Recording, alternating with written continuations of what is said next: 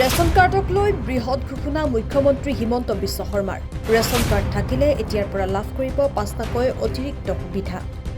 অসমৰ ৰেচন কাৰ্ডৰ জৰিয়তে বহিৰাজ্যতো ল'ব পাৰিব ফ্ৰী চাউল। ৰেচন কাৰ্ড থাকিলে প্ৰতিটো পৰিয়ালৰ এগৰাকী ব্যক্তিৰ বিপৰীতে ৫ কেজিকৈ চাউল পাব।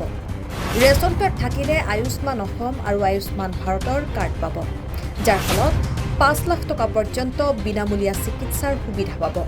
ৰেচন কাৰ্ড থাকিলে উজ্জ্বলা গেছৰ সুবিধা পাব। ৰেচন কাৰ্ড থাকিলে অৰুণোদয় আঁচনিৰ বাবে আবেদন কৰাৰ সুবিধা পাব। আধাৰ কাৰ্ড থাকিলেহে ৰেচন কাৰ্ড পাব। শীঘ্ৰে ৰেচন কাৰ্ডক পৰিয়াল পৰিচয় পত্ৰ কৰা হ'ব। ৰেচন কাৰ্ডৰ জৰিয়তে বজাৰতকৈ কিছু কম দামত দাইল চেনি দিয়াৰো পৰিকল্পনা সাজু কৰা হৈছে। আমাৰ ৰেচন কাৰ্ডত আমি বিনামূলীয়াকৈ চাউল দিওঁ, কিন্তু ৰেচন কাৰ্ডৰ লগতে বিনামূলীয়াকৈ নহলেও বজাৰৰ পৰা কিছু কম দামত আমি দালি আৰু চেনিও দিব পাৰো নেকি, তাৰ বিষয়েও আমি চিন্তা চৰ্চা কৰি আছো। আমি ভাবিছো যে আমি যদি 4জনীয়া এটা পৰিয়ালক অন্তত 1 কেজি দালিও বজাৰতকৈ যদি 25-30 টকা কম দামত দিব পাৰো, বিনামূলীয়া চাউল আৰু কম দামৰ দালিৰে আমাৰ পৰিয়ালটো যথেষ্ট উপকৃত হ'ব পাৰে। তেনেকৈ চেনিৰ যদি বজাৰৰ দাম 70 টকা, আমি যদি 15 টকা 20 টকাও কমত দিব পাৰো, তেতিয়াহ'লে তাৰ পৰাও বহু ৰাইজ উপকৃত হ'ব পাৰে। আজিলৈকে অসমত আমি তেনেকুৱা কৰা নাই।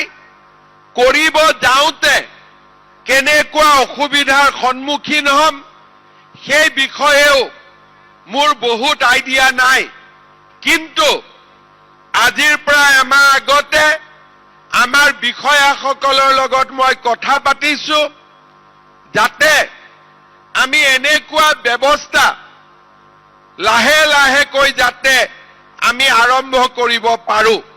এই বিষয়ে ৰূপৰেখা প্ৰস্তুত কৰিবৰ বাবেও মই খাদ্য আৰু অসামৰিক যোগান বিভাগক ইতিমধ্যে দায়িত্ব দিছো, আৰু মই আশা কৰিছো যে আমাৰ এই বছৰৰ বাজেটত এই বিষয়ে আমি কি কৰিব পাৰো তাৰ উল্লেখো আমি কৰিব পাৰিম।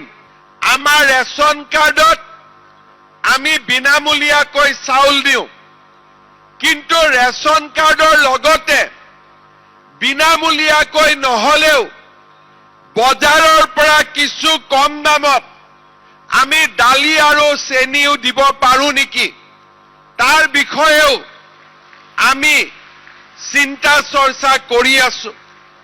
আমি ভাবিছো যে আমি যদি 4জনীয়া এটা পৰিয়ালক অন্তত 1 কেজি দালিও বজাৰতকৈ যদি 25-30 টকা কম দামত দিব পাৰো, বিনামূলীয়া চাউল আৰু কম দামৰ দালিৰে আমাৰ পৰিয়ালটো যথেষ্ট উপকৃত হ'ব পাৰে।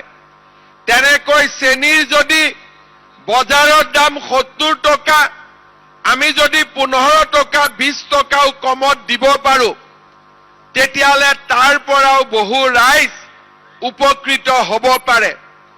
আজিলৈকে অসমত আমি তেনেকুৱা কৰা নাই। কৰিব যাওঁতে কেনেকুৱা অসুবিধাৰ সন্মুখীন হ'ম সেই বিষয়েও মোৰ বহুত আইডিয়া নাই, কিন্তু আজিৰ পৰা এমাহ আগতে আমাৰ বিষয়াসকলৰ লগত মই কথা পাতিছো, যাতে আমি এনেকুৱা ব্যৱস্থা লাহে লাহেকৈ যাতে আমি আৰম্ভ কৰিব পাৰো। এই বিষয়ে ৰূপৰেখা প্ৰস্তুত কৰিবৰ বাবেও মই খাদ্য আৰু অসামৰিক যোগান বিভাগক ইতিমধ্যে দায়িত্ব দিছো, আৰু মই আশা কৰিছো যে আমাৰ এই বছৰৰ বাজেটত এই বিষয়ে আমি কি কৰিব পাৰো তাৰ উল্লেখো আমি কৰিব পাৰিম। News desk, Purbapathar plus.